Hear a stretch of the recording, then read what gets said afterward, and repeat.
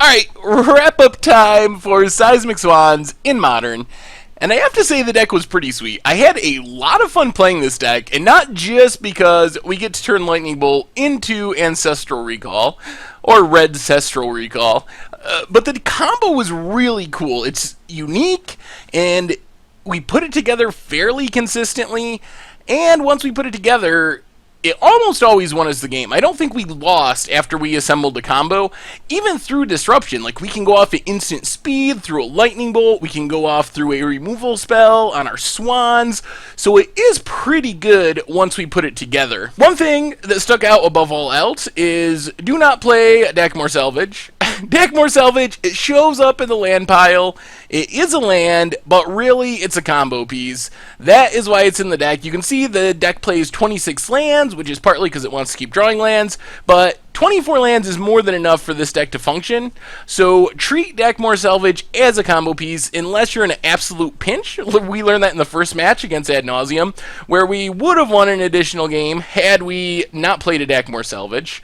So you really want to have that in your hand. That's the way to guarantee that you win. You can win without Dakmor Salvage, but as I was playing the games, I realized that's kind of the whole goal of the combo, is to hope you can draw enough cards till you find Dakmor Salvage, and then you literally can't lose. Then you just go off at instant speed and kill your opponent. You're drawing one additional card and getting back to Dakmor Salvage until you win.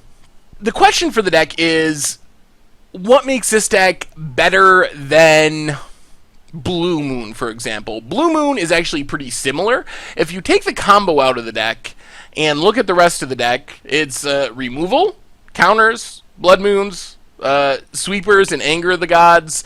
It is pretty much a Blue Moon deck, but instead of winning with Delver of Secrets, or Stormbreath Dragon, or Vidalcan Shackles, it's winning with the Swans combo. So is this better than Blue Moon? I'm not really sure. The combo is awesome when it works, and we got a little bit lucky. We did not run into a lot of decks where our opponent was playing Lightning Bolt. If our opponent was turning their Lightning Bolts into Ancestral Recall, that would have made things much, much worse. So it's definitely risky to tap out on turn 4 for a Swans, just because the opponent could gain so much advantage from it.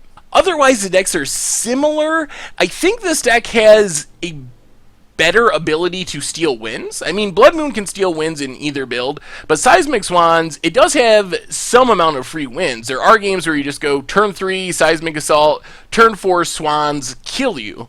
So it's nice to have that free win potential, which is really lacking in Blue Moon. Blue Moon is pretty grindy and takes quite a while to win, so it's nice to have this instant win combo.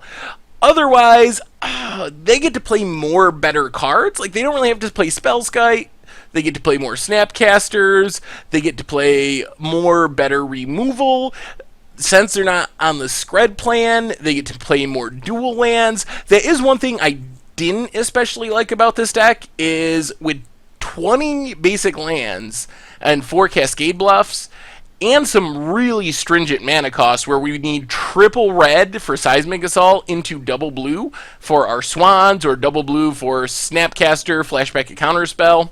There were definitely times where our mana was a big problem, and we were leaning really heavily on a Cascade Bluffs. Cascade Bluffs, one copy makes everything work, but without Cascade Bluffs, there are definitely times when we have like Island, Island, Mountain, and we are infinity away from casting our Seismic Assault.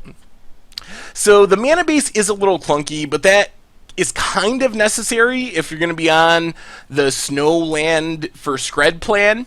I guess a possibility would be to forget Scred altogether. We're only playing 2 Screds, which isn't that many Screds. I mean, Scred is awesome when we get to draw 8 cards for 1 mana when we target our Swans. It is a good way to draw enough cards to find our combo. We can play a Swans, Scred it, likely draw enough cards to find a Seismic Assault. But if we got rid of the snow-covered plan and maybe brought 1 additional Blood Moon into the main deck and the 4th Lightning Bolt into the main deck, or something like that, or even like a Flame Slash or something to hit our own Swans, that would free us up a lot to play a much more consistent mana base with more dual lands and possibly some fetch lands and stuff like that. So I don't know if the Snowland package is worth it for just 2 copies of Skred, although Skred is super awesome when it draws us a ton of cards. So overall, I think the deck is really fun. I think the deck is competitive. I'm still not sure what makes Seismic Swans better than Blue Moon, if anything. But I would definitely recommend giving it a try. If you've never played it before, this is a classic. It used to be a popular deck at one point, back in Extended. So if you're interested in checking out the combo, I would not discourage you from it. It is good enough to win some games if you like Blood Moon strategies, if you like unique combo decks with counter spells and removal, kind of control combo decks. Give Seismic Swans a shot because it's pretty cool. Anyway, don't forget to vote for next week's Much Abrew deck by liking, commenting, and subscribing to next week's Instant Deck Tech videos. Thank you very much for watching. I hope you enjoyed Seismic Swans in Modern as much as I enjoyed playing Seismic Swans in Modern. And I will talk to you soon.